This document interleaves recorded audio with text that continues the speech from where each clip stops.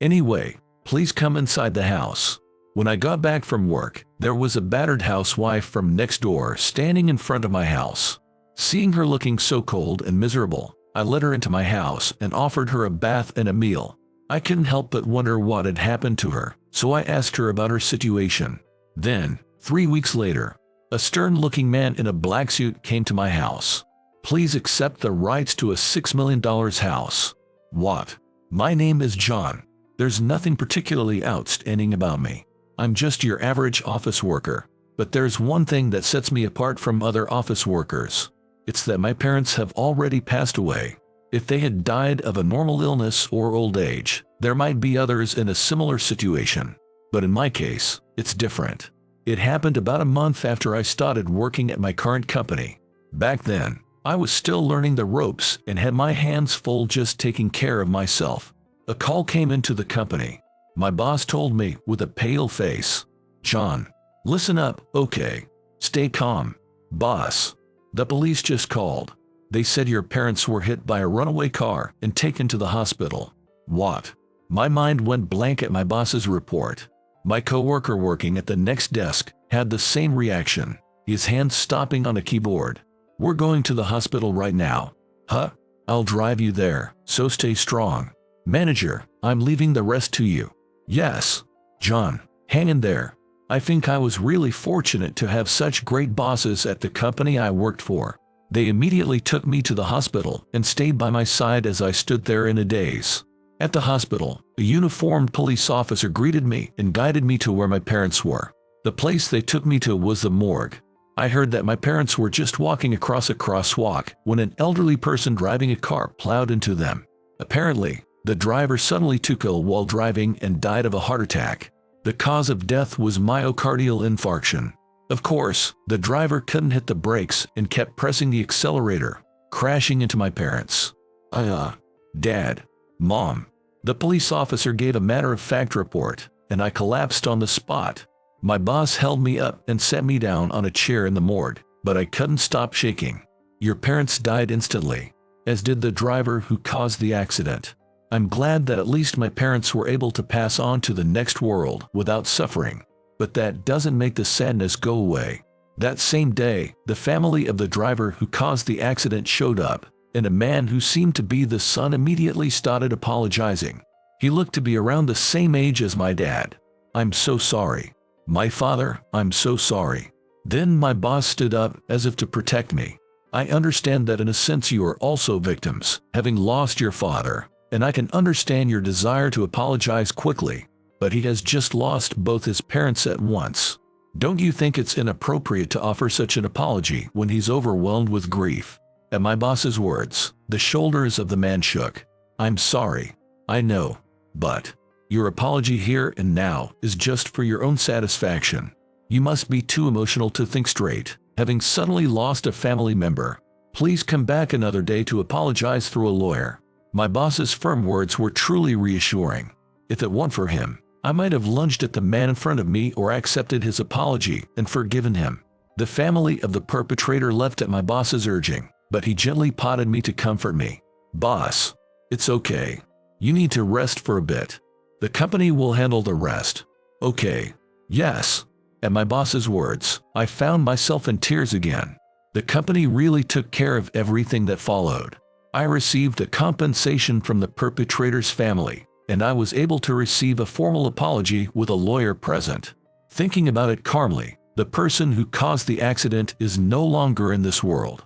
Their family just kept apologizing. I had no one to direct my anger at, so in the end I just received the money, and that was that. To be honest, I didn't want to be involved any further with the family that caused my parents' deaths, so it worked out. So today, too, I had to work alone from the house I used to live in with my parents. I was living such lonely days. My house is in an ordinary residential area, but the houses in the surrounding neighborhood are often brand new and impressive buildings.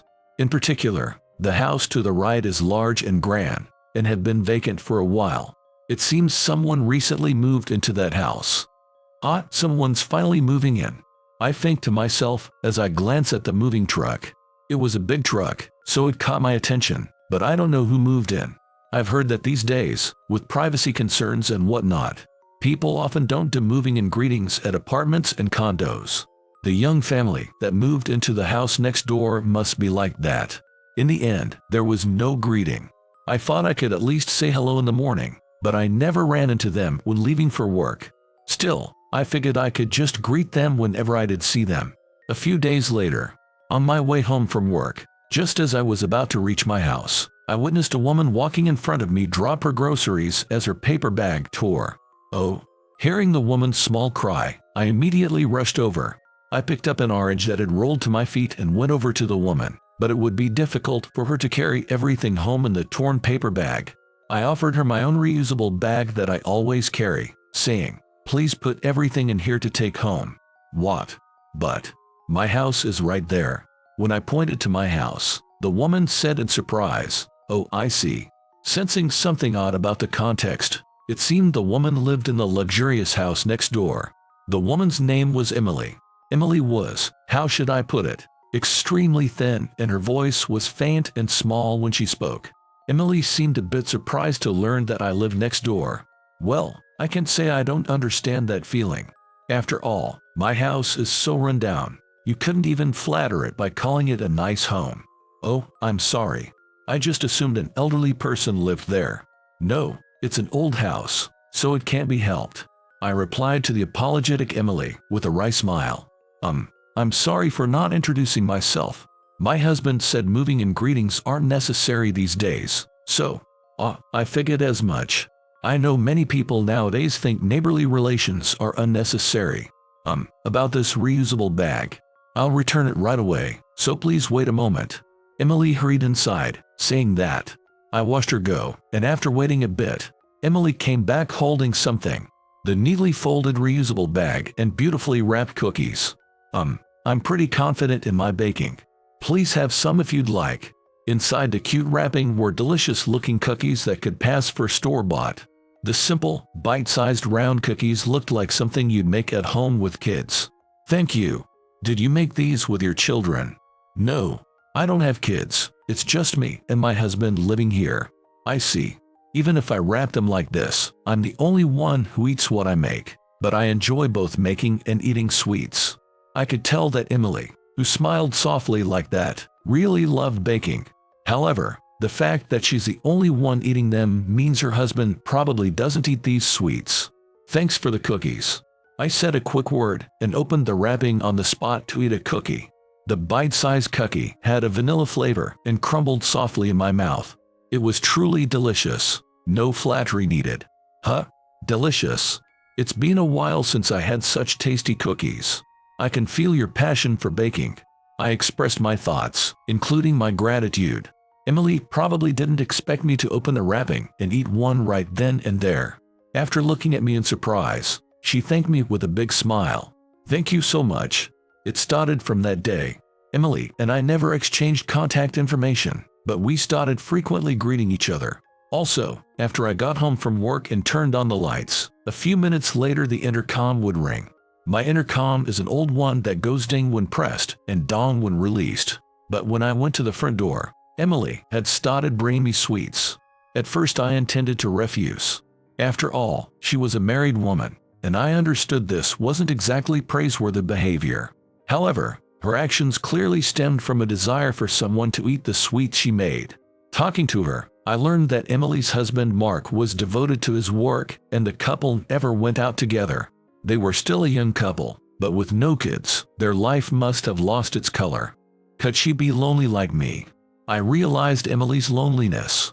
One-sided, I couldn't flatly refuse, and I started accepting her sweets and giving my thoughts. Saying things like yesterday's baked goods had a great texture and went well with coffee. I like them. Or those crispy sweets are perfect when you want a little snack. They're bite-sized so you can eat them while working. I could have as many as I want. Became the norm. Emily would then head home looking blissfully happy with a big smile. I spent several weeks like that. I know this lifestyle isn't good. Emily is a married woman. Yet I found myself growing more and more fond of her presence. My heart, which had gone cold after suddenly losing my parents, was starting to feel warm again. Just seeing Emily's smile made my wintry night-like heart feel the warm rays of a spring sun. I never visited her house. I just waited for Emily to bring me sweets. Then one day, Emily stopped bringing sweets. She had been bringing them every other day, if not every day. Did her husband find out? A wife bringing homemade sweets to a single man's house. It's only natural to suspect infidelity. I'm innocent, but from the husband's perspective, he can't be at peace. It's gonna be lonely again. Ever since Emily stopped coming, I've been feeling the same loneliness as when I lost my parents. No, even greater loneliness than back then. I've been spacing out more at work, making even my boss and manager worry. I don't really have any hobbies, so nothing is fun no matter what I do. Gradually my appetite diminished, and even when eating things I like, it felt like chewing on sand, making it even harder to eat. I could feel my energy draining, but even though I knew this wasn't good, there was nothing I could do about it. Jeez.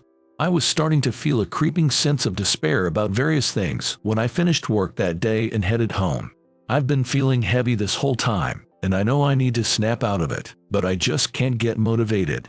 Thinking that, I lifted my head and saw a figure in front of my house. That swaying shadow would make you think it was a ghost. Huh? That figure wasn't a ghost, of course, but her hair was a mess and her feet were bare. She wasn't even wearing sandals, let alone shoes. But that figure was unmistakably Emily. I hurried over to her with a start. Emily. Getting closer, I could see clearly. The clothes Emily was wearing were dirty, and she wasn't even wearing a coat. It's winter now. Emily was thoroughly chilled to the bone. When Emily, who had been hugging her own arms, embraced me, my course of action was decided. Emily, please come inside the house. I'm sorry. Her voice was so faint, I knew she was nearing her limit. I urged Emily into the house, my hand on her back. I immediately put the heater on and made Emily a hot chocolate. Here you go. In the bright room, I could see that Emily was terribly dirty. And being barefoot, she looked miserable from head to toe. What on earth happened to you? I'm sorry. I'm not accusing you. Why were you outside in that state in this season? Actually, my husband kicked me out of the house. What? Emily told me the circumstances, sniffling and sobbing. She said her husband had kicked her out of the house 3 days ago. What was he thinking? Kicking her out in this cold weather in light clothing. If it rained or snowed, she'd freeze in no time. Since that long ago, where were you for those 3 days? I'm embarrassed to say, but the park. What? I was homeless. I furrowed my brows at Emily's reply and showed her to the bathroom. I have many things I'd like to ask, but you must be cold, right? Please use the bath. But I'm dirty, so it's a bath. Feel free to use my mother's soap and shampoo. I explained the soap, shampoo, and hairdryer in the bathroom. For a change of clothes, I offered some of my mother's. Emily seemed hesitant but nodded as if enjoying a bath for the first time in a while. While she was in the bath, I prepared a simple meal. Tonight's dinner was tater tots I bought from the nearby shopping district. 1 serving of chicken noodle soup split between 2 people that's easy on the stomach, and a salad with just lettuce, cucumber, and cherry tomatoes. Add some meat and it's a sufficient meal. If it were just me, I would have made do with just the tater tots and soup. Just as I finished preparing, Emily came out of the bath. She tilted her head, asking about the 2 meals laid out on the table. Where are your parents? Oh, it's just me. What? I lost them in an accident. I was reluctant to say it, not wanting to worry kind Emily, but there was no hiding it in this situation. When I honestly told her that my parents had passed away in an accident, Emily shed large tears and grieved for me. Just that warmed my heart. So these clothes belong to your mother, and you cherish them, right? Yes, but if no one wears them, they'll just get eaten by moths.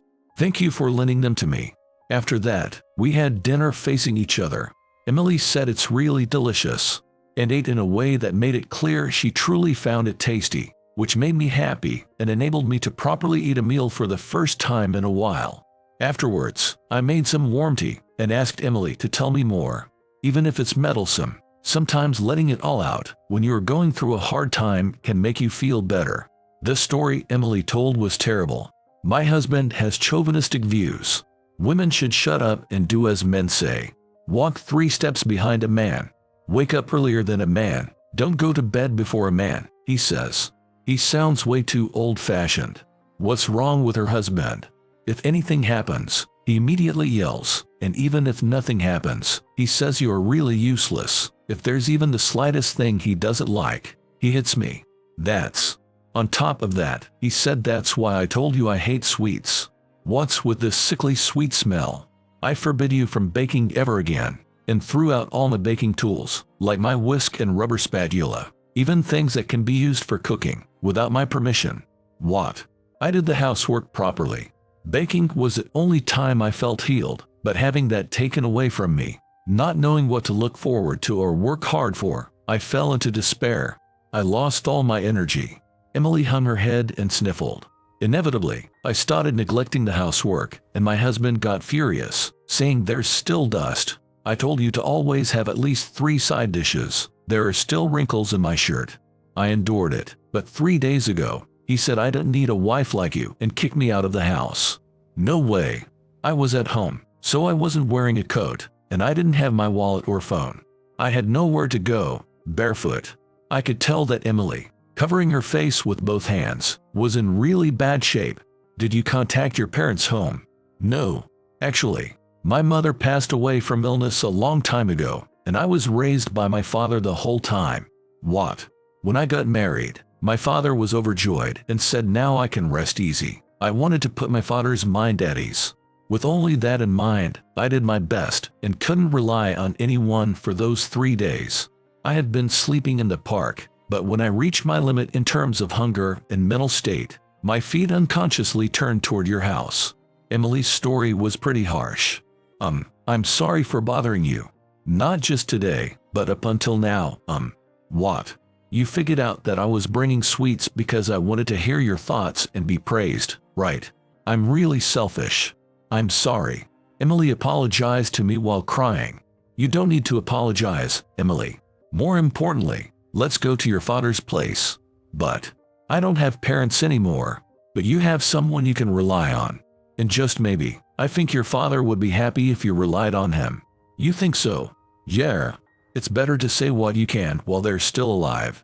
If you regret not saying something after losing them, it'll be too late. When I persuaded her like that, Emily shed tears again. And the next day, I lent Emily some of my mother's clothes and a bit of money, and she got in a taxi to go back to her parents' home. 3 weeks passed since I sent Emily back to her parents' place. Suddenly, a stern-looking man in a black suit came to my place, and I felt like pretending I didn't see him and closing the door. The reason I didn't was because the man introduced himself as Emily's father. Believing his words, I invited him inside my house. I showed him to the living room of my old house, served tea, and we sat facing each other. He straightened his posture and looked straight into my eyes. Thank you for convincing my daughter to come back home. No need to thank me. So your daughter was able to safely return home, I see. To be honest, I was worried her husband might obstruct her, so I was relieved. I am Emily's father, Brandon. My daughter is a bit sheltered, so if you hadn't convinced her, who knows what would have happened. I can't express my gratitude enough. Brandon's words cleared up a mystery I had been pondering for a while. As I thought, Emily seemed like a well-born lady. Please accept this as a token of my appreciation. What? It's a deed to a 3-bedroom house on the top floor of that high-rise condo over there. Market price is $6 million. Here you go. Saying that, he placed the deed to a high-rise condo on the table. Surprised by the sudden offer, I pushed the deed back and refused. What? I don't need that. That's not why I helped her. Then why did you help my daughter? Asked that while he kept smiling. I was at a loss for a reply. But even if I said it was just normal kindness, he probably wouldn't believe me. I'm sorry. I ended up falling for your daughter. For Emily. Of course, I never intended to do anything and haven't done anything. The reason I helped her was because I like her. Because I didn't want to see Emily's sad face. I honestly spoke my mind. I heard about you from my daughter. The food, the clothes, even lending her your late mother's clothes. Just hearing about it made me realize how sincere and good you are. But meeting you directly like this, I feel that way even more. Saying that, Brandon held out the deed again and said with difficulty, "That's exactly why. I hate to say this, but won't you live in a new house?" This house is, well, quite. Indeed, my house is quite old and run down. Drafts come through the gaps, and it's so cold I suspect the insulation has been eaten by mice. Emily must have told him about that condition. That's why Brandon is trying to give me this deed with good intentions. This house is filled with precious memories of my late parents, so I want to keep living here forever. I'm sorry, even though you went to the trouble. When I said that with heartfelt apology, Brandon slowly shook his head. No, you truly are a kind-hearted person. Please, I ask that you take good care of my daughter. He looked straight into my eyes, saying that once more. Not understanding the true meaning behind his words, I tilted my head. But after that, I was able to get in touch with Emily through Brandon, and we were reunited. On my next day off, I was invited to Emily's parents' home and treated to homemade sweets. I thought many times over. The sweets Emily makes have a gentle flavor. After that, I was able to divorce that man. What? Really? Yes. Apparently, he was terrible at work too, and his co-workers were complaining about how overbearing he was, so he was about to get fired. I figured as much. Hearing about his attitude toward Emily, I thought he was probably the same way at work. Well, regardless of that, I intend to properly squeeze consolation money out of him. Emily, smiling as she said that, had become an incomparably different woman than before. Emily said, I don't want to cause you trouble, so I'm gonna get strong. I'll do my best. After Emily's divorce was finalized, we officially started dating. In our state, you can't remarry for 30 days after divorce. It seems that this waiting period exists because former spouses typically have 30 days to appeal a divorce agreement after the divorce is finalized. We got married without issue a year later, giving it some leeway. Emily agreed to live in my family home, but as it is, it's too run down. By the way, Emily's ex-husband already left that big house to consolation money and demotion, so I think Emily won't be bothered by it either. I was relieved about that too. Considering Brandon's feelings, he probably wants his daughter to live in a proper house. Realizing that, I resolved to renovate my family home. The renovation company was an acquaintance of Brandon's, someone who properly understood my feelings. Taking into account my desire to not erase my parents' memories, they renovated my family home while preserving its original look as much as possible. A few years later, we were blessed with a long-awaited child. Gazing at the children's room we had prepared for when we might have a child someday, I muttered, it's good to cherish memories, but we gotta cherish the future too, huh? Emily, now my wife, said, that's right. But I want to cherish the past too. The present exists because of the past. So, let's make lots of memories and build happiness in this house from now on. We smiled and expressed our gratitude to our parents in our hearts. And as I gently stroked the growing belly of a happily smiling Emily, I felt hope for the future that was to come.